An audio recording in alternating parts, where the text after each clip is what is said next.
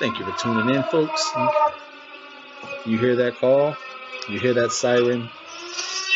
That is the siren for the doors are open to the Double RT Boxing Show, the Ready Talk Boxing Show, the Boxing Rehab Center for your junkies. So if you're a new viewer and you do not know what that was, hate to break it to you. You're a junkie. You are a boxing junkie. But don't be alarmed. As you can see, there's 691 just like you in the community here. So you're in welcomed arms here. Take a time, walk around the facility. If you like what you see, sign up at the front desk. Now, today's fix on this Mr. A's Thoughts. As you can see, you new viewers, the screen is like this. This is a Mr. A's Thoughts. You are in the head, the thought topic of Mr. A. That is me. Now, I'm hearing it a lot, and everyone's talking after the fight of Canelo and Jacobs. Oh, he needs to fight his mandatory Charlo. He needs to fight his mandatory Charlo. Everyone needs to say the correct shit. Jermall Charlo is not Canelo's mandatory. He's no longer that mandatory, folks. I know you want to believe it and say it, but you guys who say it are talking garbage. Not garbage, just false information. But I get it. You're a boxing junkie, so we fuck up sometimes. Now, this is why we're gonna say this is why he is not Canelo's mandatory. But first, before we get into it, we're gonna go by the WBC rules. Article 3.8. Just give me a little time here. We're going to go over exactly what this is. Article 3.8. Special bout sanctions. Under special circumstances, included but not limited to as a bout involving an elite contender, a champion of another organization, a match or tournament that the WBC determines in its sole discretion will be the best interest of boxing, or any other applicable special circumstances. The WBC may order and or sanction any such bout or each associated tournament bout as either a voluntary or mandatory defense under special terms or conditions as the WBC may impose in its sole discretion, may order that any special bout take proceedings over and occur prior to any previously designed mandatory defense. Under the circumstances set forth in the preceding paragraph, any previous designated mandatory challenge may be ordered by the WBC, one, to occur immediately after the special bout or tournament with no intervening bout, two, to be rescheduled to occur one or more voluntary bouts, or postponed by the WBC until such a time as the champion is required to defend against his next mandatory challenger, including any extensions that may be granted by the WBC in accordance with the rules and regulations or any applicable WBC ruling.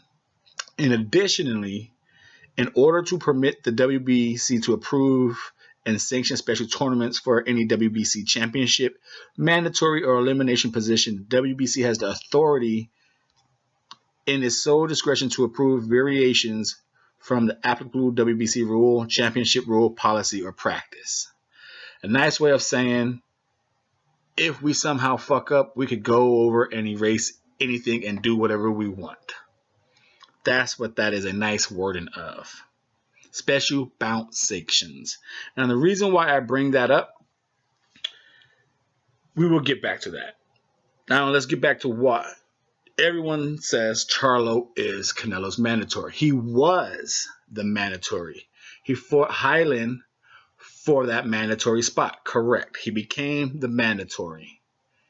But then the world demanded Triple G and Canelo. So the WBC goes to Charlo. Hey, this bout is good for boxing. Article 3.8. So we're going to push the mandatory back. Are you okay with that? Do you okay this? Charlo says, yes, I okay that. A rematch. Hey, Charlo, there's a rematch. It's good for boxing. The WBC wants to do best for boxing. Do you okay this? Yes. And that article is Boxing Scene. It is later, if you guys want to look it up, it is under, where are we at here? The article is under Fight Night, I believe it is. You know, they've reprinted the article. So if you want to see it yourself, go to, I'll pull it up for you guys, fightsports.tv. The article is WBC will vote on Charlo Canelo mandatory. And there you see Charlo, he okays to skip his mandatory fight with Canelo twice. He didn't have to. He took a step back. So therefore, he got rid of his mandatory opportunity twice. He could have took him to court and pressed it.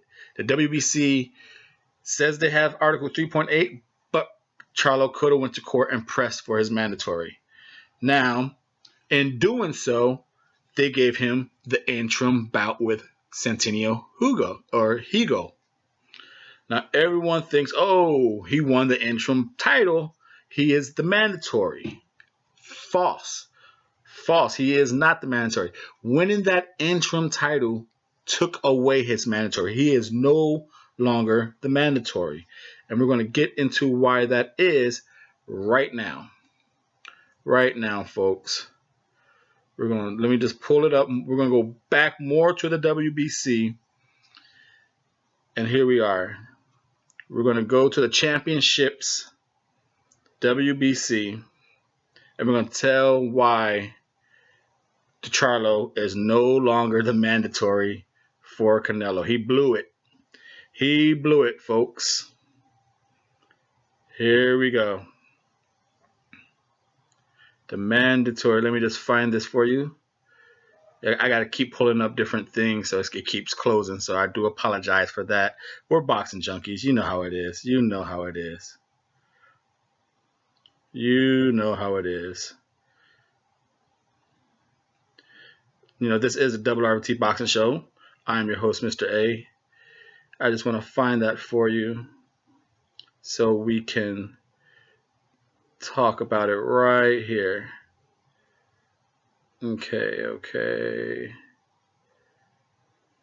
Where are we at? The championships. We're going to find the championship belts. The championship belts. Now, we are right here, folks. Give me one more second. The WRT Boxing Show. Here we go. Now, the intern. Okay. We got it right here.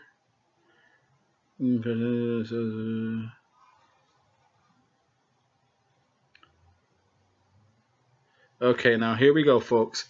Article 3.22. It's a list of all their champions in Article 3.22. The interim championship rule, which applies directly to Charlo, who everyone calls the mandatory for Canelo. Here it is, folks. In special circumstances, including when the WBC is in its sole discretion, declares a WBC champion temporarily unavailable to defend his title because he's fighting Triple G. The WBC may sanction a bout between qualified challengers for an interim championship or otherwise recognized as an interim champion in division. They chose Charlo and Centennial. In its sole discretion, the WBC shall subsequently determine the timing and terms of any bout between a champion and an interim champion to determine a sole champion in a division. Basically, Article 3.8. We will decide when that fight for the interim and the champion takes place. However, that an interim champion shall never be deemed a mandatory challenger or entitled to a greater share of proceeds of any purse offered beyond that of a challenger.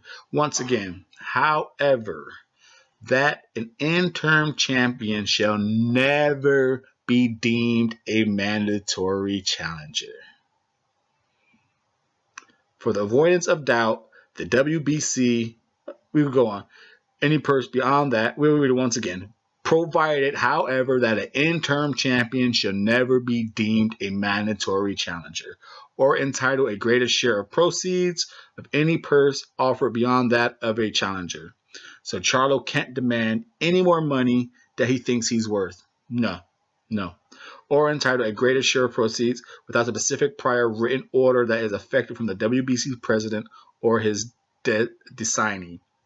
For the avoidance of doubt, the WBC Interim World Champion shall be considered a true champion, considered a true WBC World title for all purpose, other than, yes, the WBC Interim World Championship shall be considered a true WBC World title for all purposes, other than with respect to the bout versus the actual World Champion, absent any order to contrary from the WBC in its sole discretion.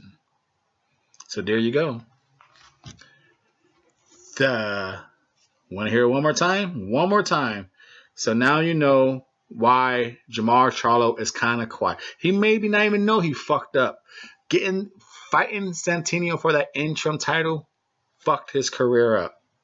For the avoidance of doubt, the WBC Interim World Championship shall never be deemed a mandatory challenge. Never be deemed a mandatory challenger.